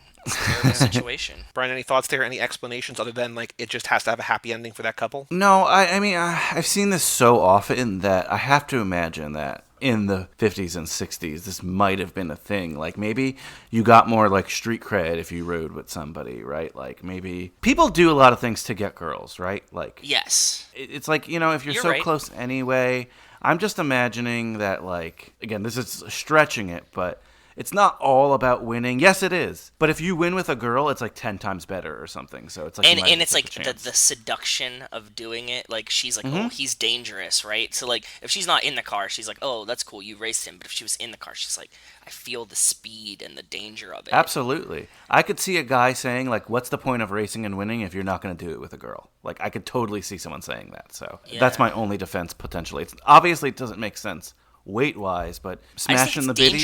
dangerous for the girl. Like, I always drive super safe when I have anybody else in my car. Like, if it's just me, I'm like, I'll die. It's okay. But, like, if it's, like, somebody else in my car, I'm like, hey, I'm going to take it really nice and slow, be cautious, because, like, that's their life, and they might not feel the same way that I do. Apparently, nobody really cared back then, so fine. Just one real quick thing. I think it's Better Off Dead. What's the movie, Brian, where it's the two Asian dudes who learned how to speak by listening to Howard Cosell and they're narrating the night? Is that Better Off Dead? That is indeed Better Off Dead, the first film I ever covered on High School Slumber Party. And the film that got you blocked by John Cusack on Twitter? Technically, yes. Nice. Why? What did you do? Can you tell the story? Really quickly, John Cusack, like, disowned the movie after it came out. I really like it. I just messaged him. Not messaged him. You know, I added him. Yeah, tagged him. Tagged him on Twitter, and I said, hey, John Cusack, why do you hate Better Off Dead so much? Or something like that. And he just blocked me. He blocks a lot of people, apparently. I'm not supposed to take it personal, but I do, because I wasn't like, oh, screw you or anything like that. Just, Yeah, I guess like- I hit a sensitive subject. You know, we got to do a BD WAP fee on him because, like, it's going to be easy to get him blocked, I guess, right? Yeah, that's true. Joe, what other did you get? Did you pick up on any fast actions? I guess it might be hard, maybe not hard, but for a movie that you know as well as you do and you've seen so many times, like, are you able to watch it with the Fastiverse glasses? Do you have fast actions that we've not talked about yet? I was thinking, you know, just like we like normally do, and we kind of started it, but like, who is what character? And I was trying to figure, like, Terry kind of has to be like a young Roman, right? I guess, but I feel like Terry, as he stands now, is too nerdy to be anybody in the Fastiverse. Maybe a young Tej? Maybe. I think Tej is closer, honestly. Tej is closer. Like, he kind of finds his way with girls. He, like, learns Yeah. it. And he's a little nerdy, so, like, he probably winds up being a computer hacker. And I was, like, trying to place the women, like, is Carol more Mia or Letty if Milner is, like, Dom? She's definitely got a little sister vibe. That's what I'm saying. So, like, it's kind of felt like Mia, but at the same time, like, it could also... I mean, she's got a little sister vibe if the little sister just loves talking about rape. I was just like, that's one thing I was like, oh, this is weird. Like, she brings it up twice. Yeah. I was like, ooh. Yeah, she does. Also, how creepy is the fucking teacher, by the way? Oh yeah. You sexy little things. I mean, just little things. He's a fucking predator. Like, I was watching this and I was like, as much as I love this movie, I totally forgot that teacher is a predator and like should Yeah. not be around children at all. And he also looks like he's 22. Like he looks younger than some of the actors playing high schoolers. Yeah, that's true. Just real quick about Carol, Mackenzie Phillips, who played her, was 12, and under California law, the producer, Gary Kurtz, was her legal guardian for the duration of filming because she was 12 years old, just in a car, Yeah, with shooting a this guy. entire movie. But she's great at it, and it works perfect. And I like the 12-year-old vibe of it. She seems like Oh, she she's was great. probably way more mature than a normal 12-year-old at this time, right? Like, And the reason they had to sign over her rights, if you will, one of the main reasons because her parents, of course, were in the Mamas and the Papas, and they couldn't be on set every day. They're touring. it was like daycare too. They like sent her off to like acting camp for a summer or something. Essentially, yeah. I mean, she has a very, very, very dark story. I So mean, we were I don't talking want to about get into it yesterday. today. She's wise beyond her years, and it's probably for not great reasons, but she's so good. So Yeah. I'm not saying it's a great trade-off in real life, but if we ignore like the bad parts of her life, yeah. I mean, she had already started doing cocaine before filming this movie. So Yeah. when you put it that way, it's like, ooh. We were literally just talking about this yesterday with Brian too. I brought it up. You brought up John Milner's white T-shirt. I think Laurie's cardigan in this movie is so fucking cool, and I want it really bad. Like you with the Toretto jacket, with this Drive Scorpion jacket, Laurie's cardigan is so cool to me, and I wish I could wear this every day. Like the 62, like, senior jacket? No, like at the end when she's getting out of the car, she has this like black cardigan, and it looks like it's probably Ron Howard's. And it has like two like football varsity patches on It's the like arm. his Letterman jacket or whatever, right? Yeah, but it's Essentially? a cardigan. Yeah, but it's a cardigan, and I was like, this is so much cooler than a Letterman's jacket. Yeah, Like, before Farrah's have, like, jackets, I guess they used to give Letterman sweaters out, which I always thought was cooler as well. way cooler. Like, I like it so much better. So I was super jealous of that, and was like, man, I would love one of those. I mean, I get that it's kind of lame because like Lori was wearing it, and you'd like give it to your girlfriend or whatever, but at the same time, it's like, this is a fucking cool cardigan, and I wish I had one. It makes more sense for California too. Like that big husky jacket in California, probably not going to be used as much as a nice sweater for those cool nights at Mel's Diner. Exactly. And Mel's Diner, once again, just like Hollywood Nights. Like, Hollywood Nights is literally like, how can we make this again, but add in a little bit more, like, just like fart jokes, essentially. Brian, have you ever seen Hollywood Nights? I have. I haven't covered it yet, but I have seen it. Like, when we were watching it, we were like, oh my god, it's so much like American Graffiti, but like also just fart jokes. Animal House and American Graffiti mixed together. That's what I think it is. On that note, American Graffiti is considered the film that really brought this nostalgia for early 60s, late 50s back.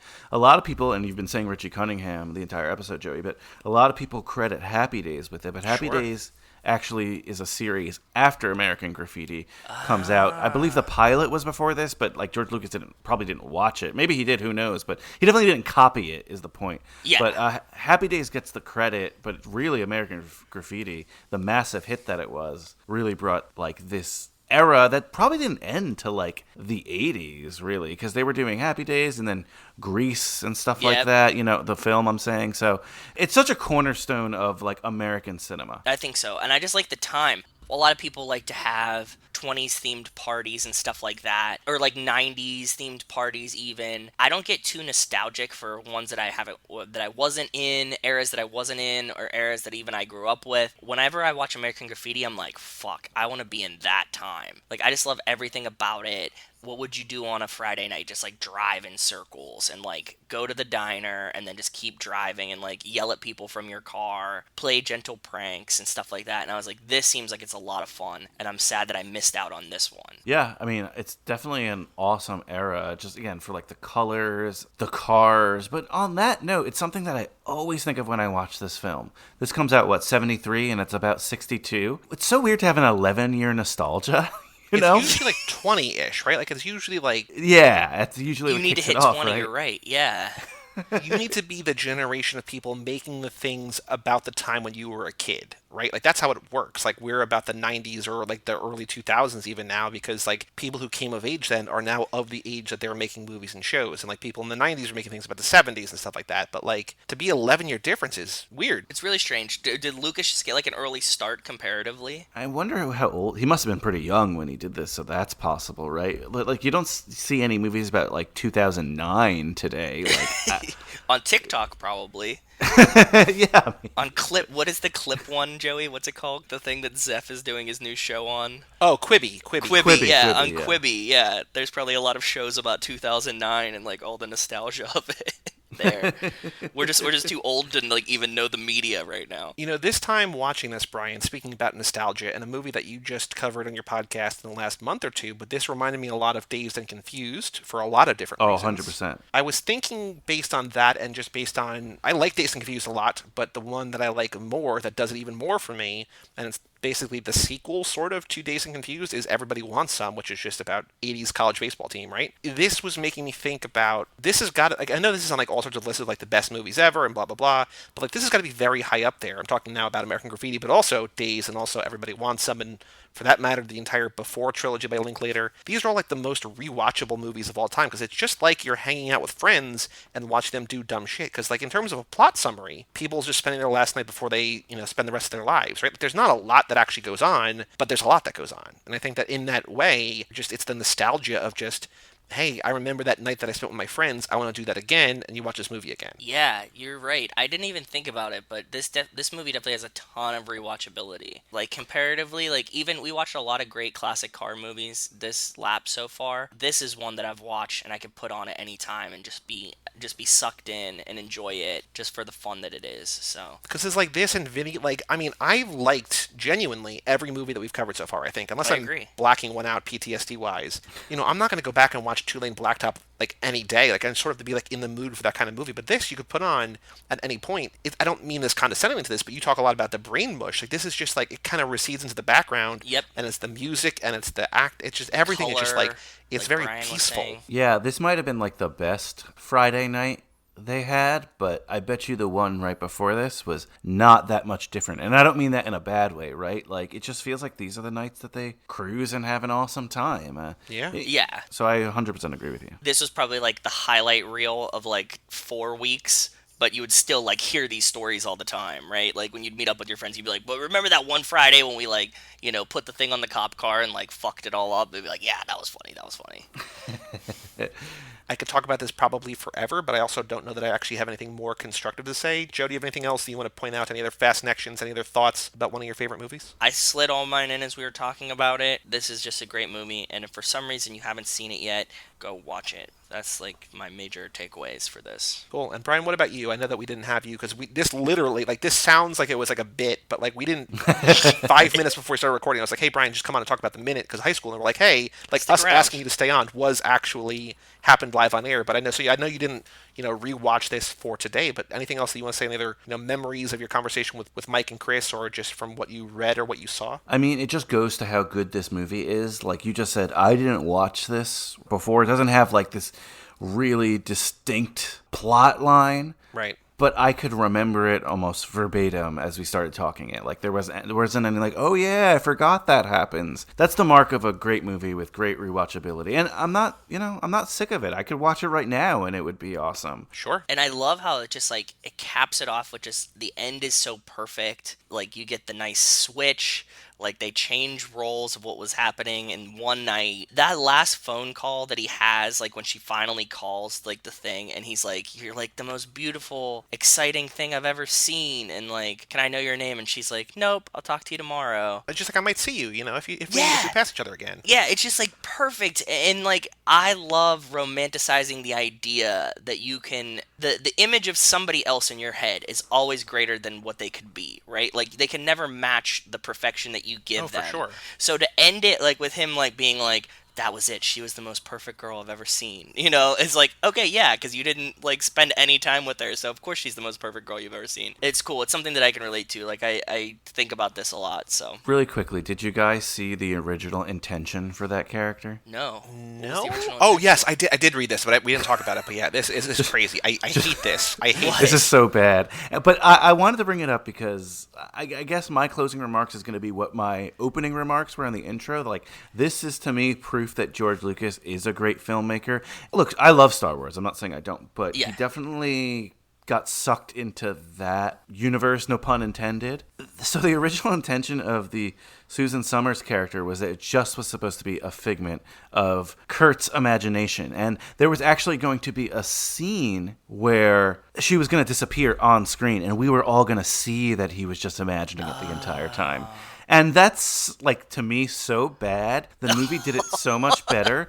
But I think about that, and I think about certain decisions he makes in, like, the Star Wars prequel and stuff like that. And I think George Lucas, I'm no George Lucas, obviously, so me criticizing him is laughable. But I think George Lucas, in a controlled setting, is a genius. I think sometimes when he doesn't have control of his ideas and he takes them to the next level, that's when they could be dangerous. And this is the perfect amount of grounded George Lucas awesomeness, and I can't recommend this film enough. Well, it's like pre-ego, right? It's just like, Yes, I didn't yes. make the biggest thing in the world. I can't, like, it's essentially, when we talk about Death Proof, Joe, when we talk about these Yep. things, we're like, it would be cool if somebody says no to these people, but, like, even when they're not being told no, they're still making things that are, like, great and beloved. It's not just like, hey, I'm going to make Jar Jar Binks. Like, not to shit on Jar Jar, but you know what I mean? It's just like, the things that are coming out, like, could they be better? Sure. But could they be worse? Yeah, absolutely. Yeah. Yeah. Two more bits of trivia, two Go more ahead. bits of car-related trivia about this. So, number Okay. one, the cars in the film are metaphors for their drivers. So the snooty Interesting. girls are riding in a parent's Cadillac. John's car is wild, but quickly becoming an antique. And Steve's car is fairly powerful, but completely stock and conservative. Laurie's car is an Edsel, which was intended to be forward-thinking and futuristic, but not in sync with the larger world beyond. Kurt's car is the strangest of all, a Citroën, a French car that is as quirky and odd as the members of the Moose Lodge, and which, like Kurt, simply doesn't belong. The most telling car of all is Toad's, which, like his life, is non-existent, and represented by fantasy versions of himself, a respected car like Steve's, and a rugged, manly Jeep. And whether that was intended or not, that is like the greatest like college thesis, like American Graffiti, coming of age in Cars. America, and automotives, a 12,000 word essay on Yeah. like how this all. It is. It really is. It's your film 101 final thesis, like your Yep. final paper for sure. Yep. The other trivia is that the 55 Chevy, driven by Bob Harrison Ford, was actually 3 different cars. The hot rod version, which is seen the most, which is also the same car used in the earlier 2-lane blacktop, which I think we read in that. I think they actually Yeah. used the same literal car, I think. Yes. I feel like we learned that too. Yeah. One for interior camera shots and one for the rollover after the drag race. Both the Hot Rod 55 and the 32 Ford Coupe were bought from the studio by an individual in Overland Park, Kansas, in the mid-'80s who restored them back to their movie appearance. Super cool. That's super cool. So they're just like hopefully they're still floating out there somewhere, and that'd be like a really cool relic to have, right? Yeah. Well, Brian, thank you so much for unexpectedly joining us for this Yeah, episode. I If you want to appreciate it, plug, brother. what is today's episode of High School Slumber Party? It's this Friday as we're releasing this. So we're doing a newer movie, Big Time Adolescence. It was a Hulu movie yes. starring Pete Davidson. He's hot right now. He has a new movie out too. So this is 2 new movies